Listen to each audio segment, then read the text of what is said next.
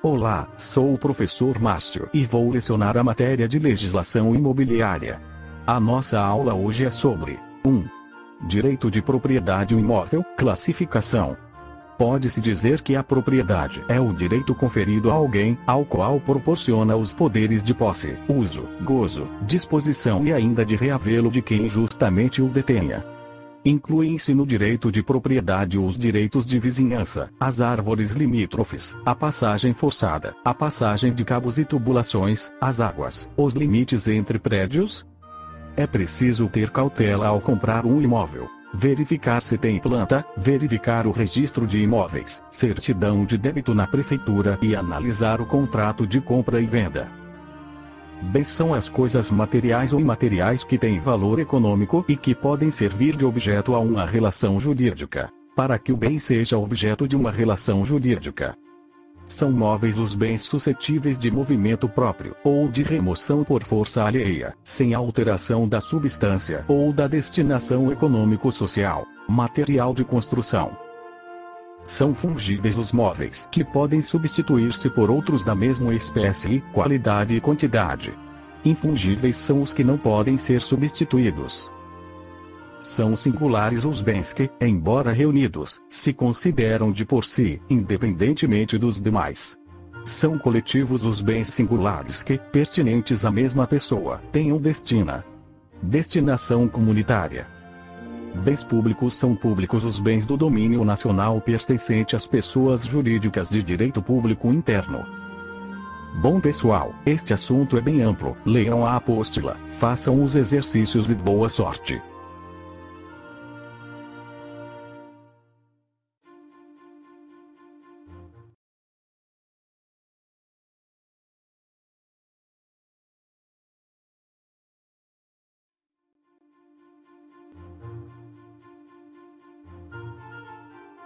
Olá, esta é a nossa segunda terras públicas e privadas da posse e propriedade. Terras devolutas são terrenos públicos, ou seja, propriedades públicas que nunca pertenceram a um particular, mesmo estando ocupadas. Durante o período colonial, a coroa portuguesa, diante da existência de largas áreas de terras abandonadas em seu território, decidiu utilizar compulsoriamente aforamento, através do Instituto da Sesmaria, segundo o qual o proprietário do solo tinha de aceitar a presença em suas terras de lavradores que iriam utilizá-la remunerando-a. Em 10 de abril de 1821, foi expedido um alvará, estabelecendo que todos os aforamentos existentes no Império Português seriam transformados em enfiteuses. A diferença básica entre aforamento e enfiteuse era a duração. O aforamento ou emprazamento durava um período especificado em contrato, enquanto a enfiteuse era perpétua. Historicamente, a enfiteuse teve como objetivo permitir ao proprietário que não desejasse, ou não pudesse usar o imóvel de maneira direta, poder cedi-lo a outro uso e gozo.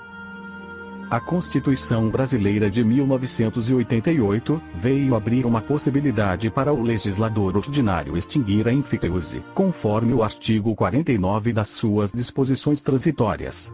Lei disporá sobre o Instituto da Enfiteuse em imóveis urbanos, sendo facultada aos foreiros, no caso de sua extinção, a remissão dos aforamentos mediante aquisição do direito. Os inadimplentes deverão ter o direito de valer-se do prazo pleno de 10 anos para saldarem as respectivas dívidas, a partir da data da publicação no Projeto de Lei nº 6.960/2002.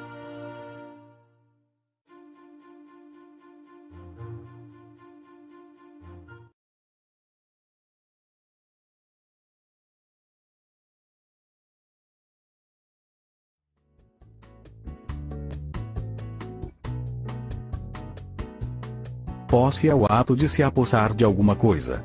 Ter posse é ter domínio de fato sobre alguma coisa. É o estado de quem possui alguma coisa. Interessa informar a classificação da posse quanto à extensão da garantia possessória, quanto aos vícios objetivos, quanto à subjetividade, quanto aos efeitos, ou quanto à idade. Quanto à extensão da garantia possessória, a posse pode ser direta ou indireta. Direta quando exercida diretamente pelo possuidor sobre a coisa, indireta quando o proprietário a Indireta quando o proprietário a conserva por ficção legal, mas o exercício da posse direta é conferido a outrem, em virtude de contrato ou direito real limitado. Quanto aos vícios objetivos, a posse pode ser justa não violenta ou injusta violenta. Clandestina é aquela adquirida às escondidas daquele que tem interesse em conhecê-la.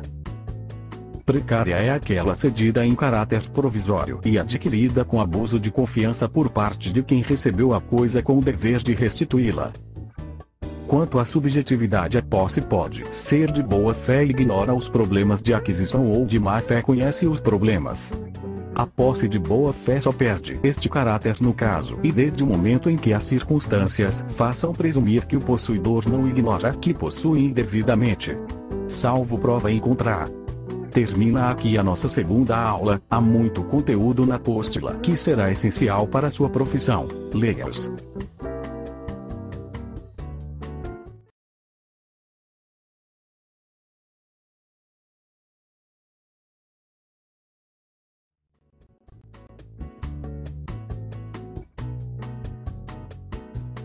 Olá, esta é a terceira aula de legislação imobiliária. Hoje falaremos sobre usufruto, haitação e direitos reais.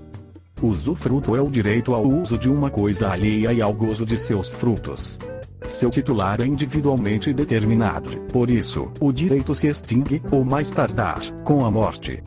A coisa objeto de usufruto fica pertencendo a seu proprietário, mas este quase não tirará proveito real dela, enquanto subsistir usufruto. O usufrutuário não pode transformar um terreno arenoso em vinhedo, embora isto possa representar um aumento do seu valor, porque desta forma modificaria a coisa substancialmente. Jus utendi é o direito de usar a coisa, dentro das restrições legais, a fim de evitar o abuso de direito, limitando-se, portanto, o bem-estar da coletividade. Jus fruendi exterioriza-se na percepção dos frutos e na utilização dos produtos da coisa. É o direito de gozar da coisa ou de explorá-la economicamente. Jus abutendi ou disponendi equivale ao direito de dispor da coisa ou poder de aliená-la a título oneroso, venda ou gratuito, doação, abrangendo o poder de consumi-la. Reivindicatio é o poder que tem o proprietário de mover ação para obter o bem de quem injustamente o detenha, em virtude do seu direito de sequela. Características do direito real. A propriedade é plena quando todos os seus elementos constitutivos se acham reunidos na pessoa do proprietário, ou seja, quando seu titular pode usar, gozar e dispor do bem. Bom pessoal, acessem o AVA, leiam os textos na rota de aprendizagem e até a próxima.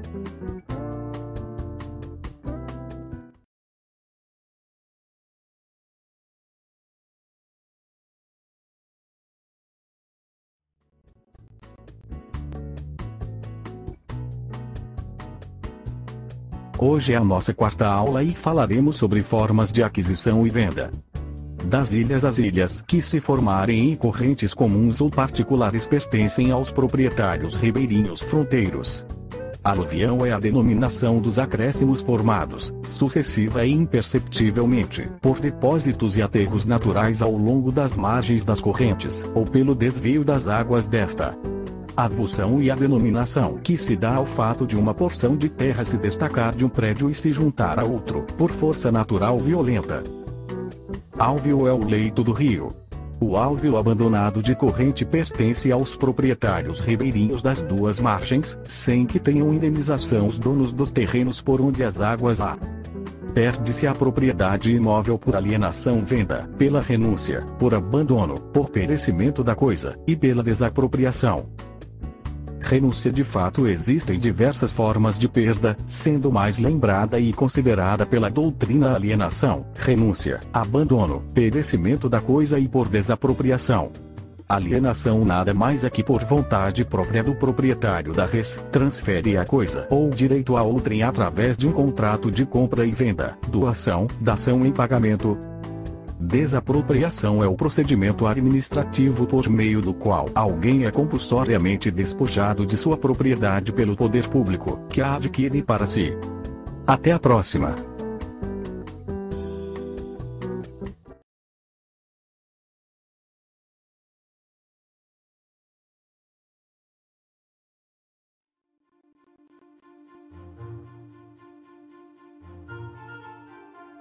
chegamos à quinta aula e hoje falaremos sobre avaliação valor-preço vida útil. O novo Código Civil finalmente trata do compromisso de compra e venda. É bem verdade que o Instituto tem natureza de direito real, mas não se pode negar, também, a forte influência do direito obrigacional, levando, inclusive, o STJ a manter entendimento contrário à necessidade do registro desse contrato no registro imobiliário para dar ensejo à adjudicação. Em suma, os seguintes requisitos para que se tenha vislumbrado o direito do promitente comprador: a celebração do contrato de promessa de compra e venda por instrumento público ou particular. B. A ausência de cláusula de arrependimento. C. O registro no cartório de registro de imóveis. Ora, se analisar pontualmente os requisitos contidos no dispositivo, verificar-se-á que, hoje, apenas um é largamente observado: a simples celebração do contrato de promessa. Cabe ao judiciário essa responsabilidade, sem se olvidar, obviamente, da função social do contrato, do princípio da boa-fé objetiva, que não pode permitir que um promitente comprador deixe de ter um imóvel registrado em seu nome, após ter pago todas as prestações, em detrimento de formalidades. Até a próxima!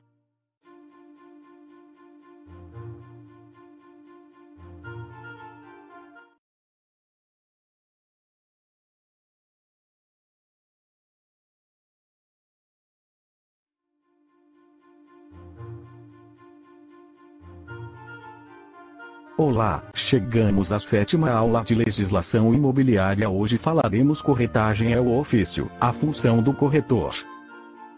Define-se o contrato de corretagem pelo liame obrigacional. Não pode haver ligação decorrente de mandato, de prestação de serviços ou por qualquer relação de dependência.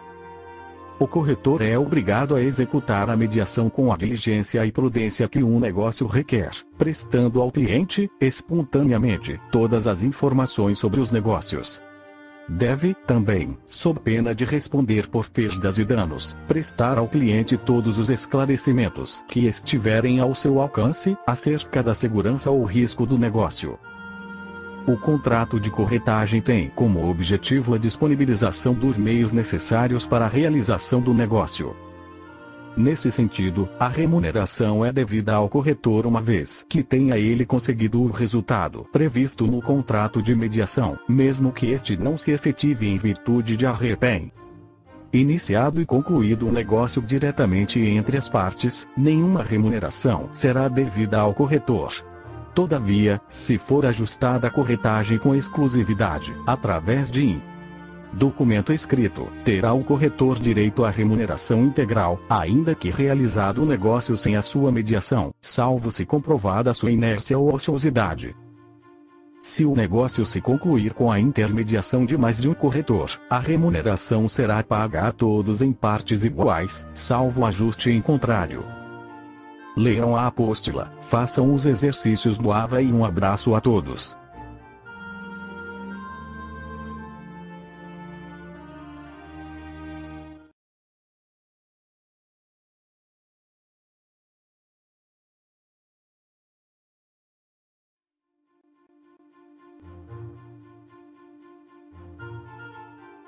Olá, hoje é a nossa oitava aula de legislação imobiliária e falaremos sobre contrato de locação. O novo Código Civil, nos arts. 565-S, abre um capítulo destinado à locação de coisas. Ou seja, o contrato de locação é referido genericamente, independentemente de ter como a locação do prédio urbano, que esteja sujeita à lei especial, por esta continua a ser regida. Assim, o novo Código não revoga as regras contidas na Lei 8.245/91. Dessa forma, a locação de imóveis residenciais, ou não, urbanos continuará sendo regida pela lei especial aqui referida. Em direito, a nulidade é a qualidade da norma jurídica, do ato jurídico ou do negócio jurídico que não são dotados de validade. Efeitos desde a sua formação. A nulidade é penalidade que importa em deixar de existir qualquer efeito do ato, desde o momento de sua formação. A sentença que decreta a nulidade retroage, pois, à data do nascimento do ato viciado. O ideal legal é que os efeitos do negócio jurídico nulo desapareçam como se nunca houvessem se produzido. Os efeitos que seriam: no direito civil brasileiro, são considerados nulos os negócios jurídicos quando forem celebrados por pessoa absolutamente incapaz, for ilícito, impossível ou indeterminável o seu objeto.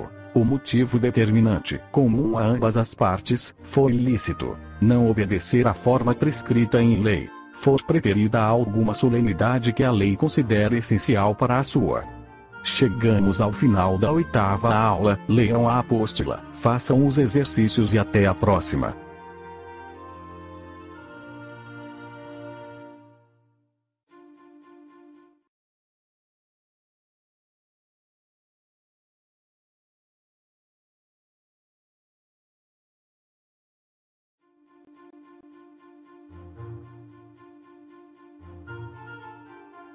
Chegamos à 9ª aula de legislação imobiliária. Hoje falaremos sobre ação de despejo e nulidade. A nulidade é a penalidade que importa em deixar de existir qualquer efeito do ato, desde o momento de sua formação. A sentença que decreta a nulidade retroage à data do nascimento.